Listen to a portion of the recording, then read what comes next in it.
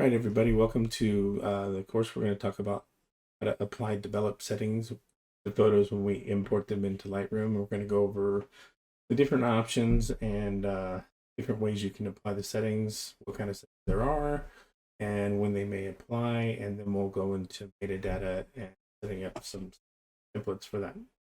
So let's get started. Here, we're going to go to apply during import section here and drop down next to develop settings. You'll be able to drop down and you can look through here and you can see that there's different colors you can apply, natives, apply black and white, defaults, curve, grain, optics, sharpening, eddy, and then if you have different presets in your system, either create those your own presets under user presets or maybe ones that you bought or acquired along the way. Normally, in this case, the ones that get worked with the most are going to be optics. And what we usually apply is the lens and chromatic aberration corrections. And we will sometimes apply the vignetting depending on what we're doing, but usually we're going to stick with those.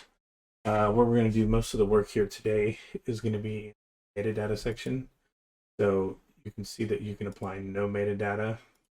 You can create presets here. I have a couple that are created, but we're going to walk through creating a new preset. You can edit the presets that you already have, or you can create a new one. So we're just going to click create a new preset. And that's where our new metadata preset pops up, and we're going to call this a test preset. And this is a custom preset that we're creating right now. We test, so we're going to go through here. Basic info isn't something we'll really use. What we will get into here is camera info should automatically come in with your camera. If you have like GPS on your camera, that'll show up in your metadata as well. Your IPTC content, we're going to skip that, but we're going to focus on the IPTC copyright info. And here you can do copyright symbol. That's not it. There's a shortcut for it. You can look it up on the internet and find it. But we can just say copyright 2021. Create you 1. And then we're going to go copyright status. We'll choose copyrighted. Rights usage terms. We're going to go no unauthorized used.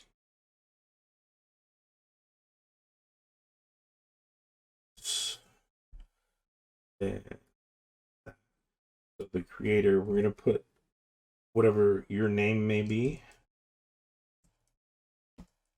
But we're also going to put whatever, if you have a business name, we'll put that in there as well. And then if you want to add your city in here, I'm going to do that. State or a province, you can do that. If you want to put your postal code in there, you can do that as well. You want to add your email, do that here. I'll just add mine in, like right. There we go. And if you want to put your website,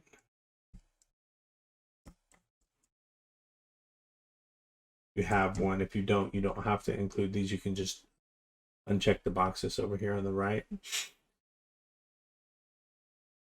So we've got that done. The creator here, address, we're not going to put a full address. So we've got that. Then we've got our image. This stuff should all come in when you import your image, the information from your camera. Credit line source, we're going to pass up on this. Status, we're going to pass extension, artwork, description. These are just a lot of different things. You can dig into these if you want, but they're not more than likely for the purpose of what we'll be doing. We're going to be stuff that's not really commonly used, but we do have keywords that we're going to use here. And you can think of some of these things as, you can put your name as a keyword, and we'll just separate those by comma. If you have a business, you can put that as a keyword.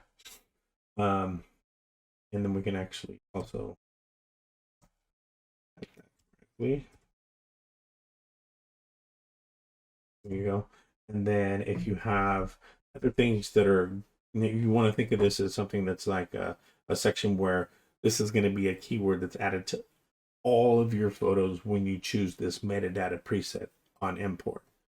So you may want to say, I use a Nikon camera. I use a D850.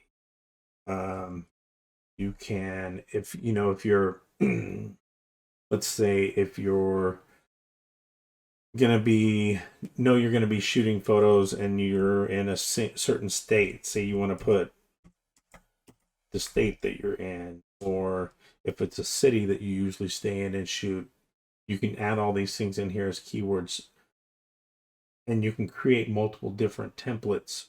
So if you wanted to create a template that said, this is my createu101.com template for Tennessee, then you could do that. You can create a template for createu101.com, and it's going to be your North Carolina template. It can be one of any other things, but this is where you're going to add keywords that are going to show in all of the photos that you take.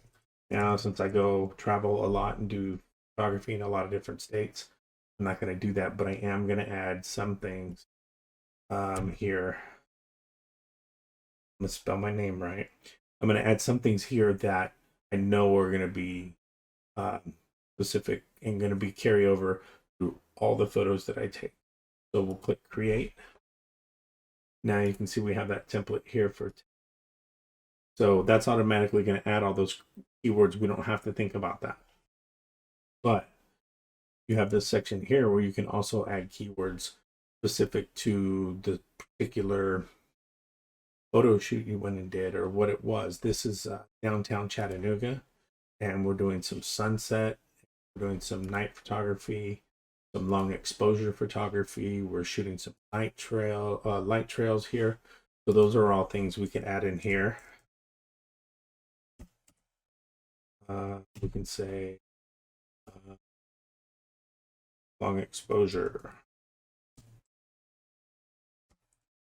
We can say Chattanooga. Say sunset. Say sunsets. We can say night photography. And these are keywords that I've used before, so they show up automatically.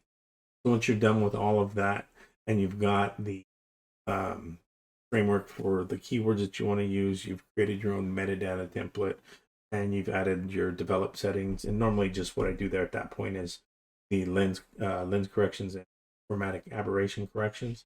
And that'll put the lens profile into Lightroom, so you don't have to go on and do that later. And later on, we'll show you where that's at and how you would have to do that for every single picture that you import. And now you can see we just have a few pictures here that we're importing, but sometimes there's cases where you're going to be importing hundreds or thousands of photos at once. And by just taking the time to do this little step here, you're going to save yourself hundreds or thousands of clicks and clicks and clicks. So it's highly advised that you follow this and just do it. It'll save you a ton of time later. All right, we're going to move on to the next lesson. Hope you guys had a good time, enjoyed. If you do, like and subscribe. And if you want to hang around for a second, we're going to throw a card up here for one of the previous videos we did. You might want to take a look at that and check it out. Thanks.